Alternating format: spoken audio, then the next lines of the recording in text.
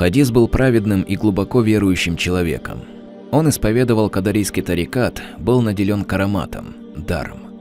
Многие из его предсказаний уже сбылись и продолжают сбываться.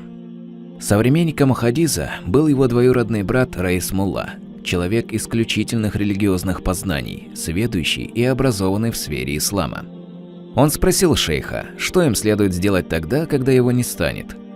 «Через 7 лет после моей смерти вскрой мою могилу, тогда узнаешь, что делать», – ответил ему Хадис. Шейх Хадис скончался в 1917 году.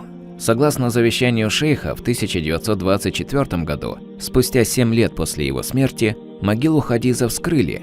Это было сделано торжественно, при стечении большого количества людей, устройством обряда пожертвований. Тело шейха было таким, словно его похоронили вчера. После этого под руководством Раис Муллы над могилой возвели святыню. Ее несколько раз восстанавливали, обновляли. Современный вид она получила несколько лет назад. Зиярат шейха Хадиза – место, почитаемое и уважаемое не только местными жителями. Здесь они делают дуа, прося милость у Всевышнего Аллаха.